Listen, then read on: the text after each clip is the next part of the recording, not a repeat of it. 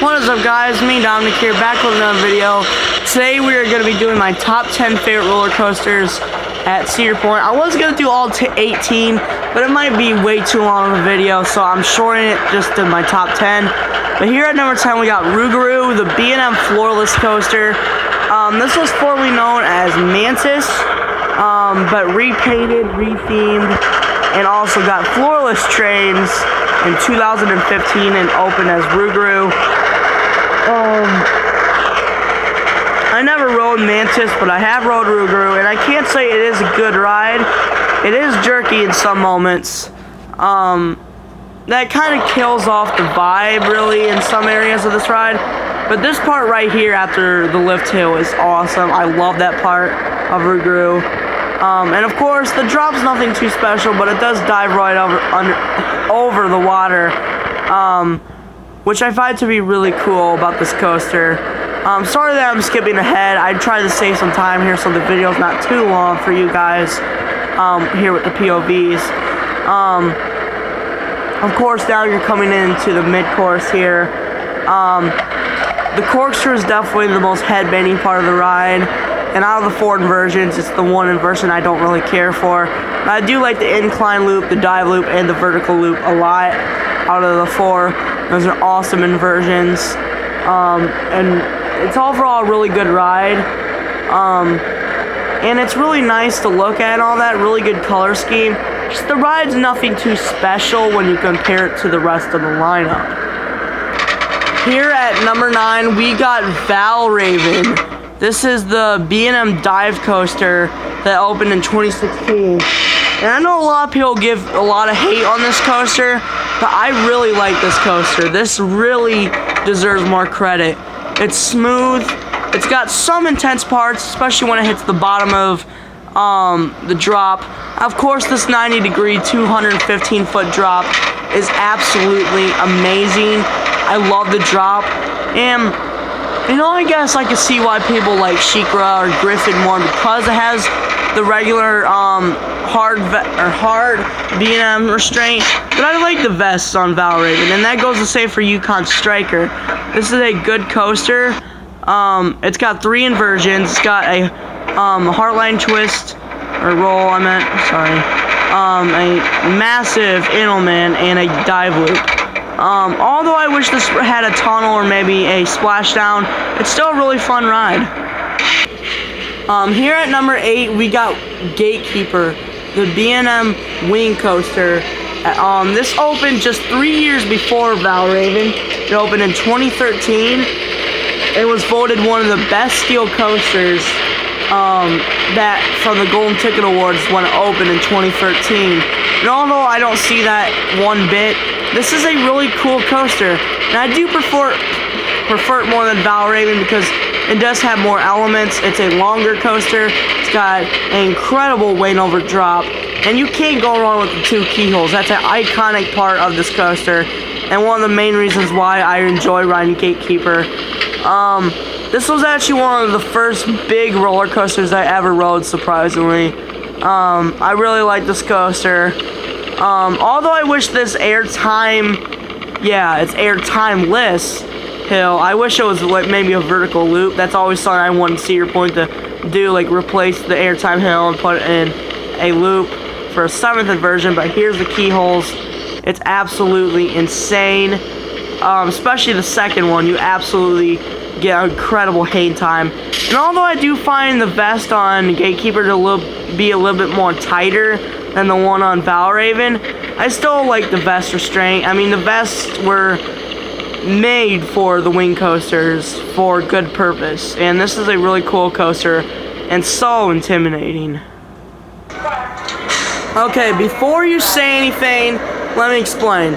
Here at number 7, we have Blue Streak. This is the oldest roller coaster at Cedar Point, and it's also the only wooden roller coaster at Cedar Point, ever since Mean Streak was torn down in 2016 and replaced by Steel Vengeance, or a hybrid. And this opened in 1964, and this coaster is 55 years old. This thing is old, just like mine ride, but 5 years older. But here's why this ride's so good. I know the restraints might be a little iffy, but what about the Voyage? That's top 10 in the world, and that has the same restraints, PTC trains, as Blue Streak. And although the layout is just out and back, it's got incredible airtime, especially that first airtime hill is absolutely insane. This coaster is relentless. And although it is a little slow, and it could be sluggish if you ride it in the morning, I think this ride during the evening is absolutely amazing. This has always been one of those roller coasters that's gone up and down for me, but the last 3 times I've ridden this coaster have been absolutely incredible. And although it might not look that special compared to the lineup, it's a great coaster, and it's better than 11 other coasters at the park. It is absolutely crazy how good this ride is actually. Here at number 6 we got Raptor, the B&M inverted coaster. This is Cedar Point's oldest B&M coaster, so it was their first B&M coaster. It opened at a time where Magnum was like the top tier coaster, but it gave Magnum some run for its money with this incredible invert. This is actually surprisingly my top 3 inverts, with the other 2 being Nemesis and Katoon. To be honest, this ride is insane. I mean, it is a really intense coaster. I think it's more intense than rides like Millennium Force and Magnum. And I know some people could argue with Millennium Force, but I honestly don't find Millennium Force to be that intense anymore. But Raptor I find to be a super intense coaster for a B&M. It's got 6 inversions, a Cobra Roll, 2 corkscrews, a vertical loop, and of course that incredible 0G roll, which is by far my favorite part of the ride. Well, I won't say by far. It's close between the 0G roll, the vertical loop, and the double helix. The double helix is just absolutely nuts. I mean, your feet go numb on that last part, and that's the one part that always gives me the shivers when I get off it. I absolutely love riding Raptor. I don't really have a bad thing to say about it, except when it hits the brake run. It's a little... Kicking off the top 5, we got Magnum XL 200. Now, these 5 here I consider legendary coasters. Magnum XL 200 opened in 1989 as the first ever hypercoaster and the first ever roller coaster to start the legendary Coaster Wars. Magnum is one of those roller coasters I used to always put at the bottom. I used to hardly ever ride this thing. I was like, Magnum, it's not that great, honestly. But I'll tell you something. This ride is amazing. It cracks my top 30 coasters. And yeah, I know some people think I'm biased, but I don't have a problem with Magnum, except that it is jerky a lot. But it is incredible. It's got incredible airtime. What this ride is most legendary for is its airtime humps. Right here, starting right here. These airtime humps are just insane. You really can't go wrong with it. Magnum is just an insane roller coaster. I think it's probably the most aggressive coaster at Cedar Point, and that's saying a lot. More aggressive than Steel Vengeance. Now, it was close between this and Magnum, but number 4 I'm giving to Millennium Force. Originally my favorite roller coaster at Cedar Point for quite some time. It was my first ever Giga coaster, and oh man, this ride really gave off good vibes. And now I've ridden this almost 200 times. So it's safe to say that Millennium Force really is that true iconic coaster of the park. A lot of people argue for what coaster is the icon and the staple of this park. I know people say Steel Vengeance because of how good it is. Maybe Top Thrill Dragster because of the height and speed. I'm going to say Millennium Force because of just how many times it's won Best Steel Coaster. And just the true significance of this coaster. It just lives on. And the coasters we get today is the main reason why this thing is absolutely amazing. And although I do think it is a little overrated, I like this coaster a lot. And it's coming in here at number 4. Here at number 3, we have Maverick, the Intamin Blitz coaster. This was also my favorite coaster at Cedar Point for a little while, and it's also a lot of people today still their favorite. It's got that beyond vertical drop of 95 degrees. It's the steepest coaster at Cedar Point, and although it's not bigger than rides like Millennium Force, Steel Vengeance, or Top Thrill Dragster, or even Raptor, this ride is absolutely crazy. I mean, it's got so many different notable elements, such as 2 incredible ejector airtime hills, the twisted horseshoe roll, the beyond vertical drop, and of course this launch really makes this ride awesome. The second half I do prefer to the first half, and I don't really think this ride's overrated. It's just as time goes on, rides get better and better, and rides that are older start to go down. But you know, a ride like Maverick is still an incredible ride. Yes, Top Thrill Dragster here at number 2, the Intamin Strata coaster, tallest and fastest roller coaster in the park. Also, the 3rd fastest and 2nd tallest roller coaster in the world.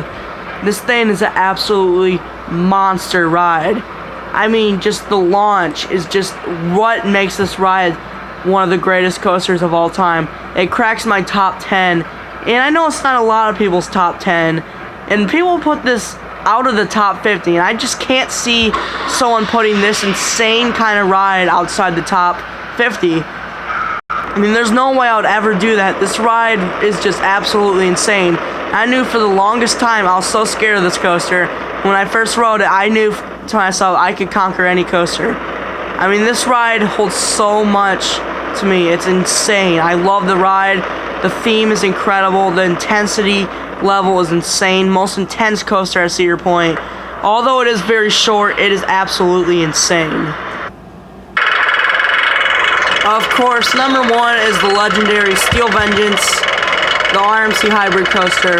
I know people say it's overrated, but that's hardly any people. I think the general consensus would say this is the best roller coaster, not just at Cedar Point, but in the world. Steel Vengeance really contains everything you want in a great coaster, and it truly does. I mean, starting off with an incredible 90-degree, 200-foot drop, but that's just getting started. Airtime, I'm on airtime hill, and of course, I just think it's a massive airtime hill, but a lot of people consider it a top hat. Of course, my favorite part of the ride, this insane outer bank turn, a massive outer bank turn. Just everything about this coaster lives on, and it is so crazy. You really can't go wrong with this coaster, and it is by far my favorite coaster in the world. Although rides like Expedition G-Force and Intimidator 305 are very, very close to this coaster in terms of which one's better, for right now, Steel Vengeance is safe at my number 1, and also my number 1 at Cedar Point. If you guys enjoyed the video, make sure you smash the like button and subscribe. It would very help my channel. This is one of my biggest videos yet. I love doing these videos. I hope you guys enjoying them. If there's anything you'd like me to do in the future, make sure you comment down below what future videos or countdowns you want me to do, and I will sure like to do them in the future. I'll catch you guys next time. Peace.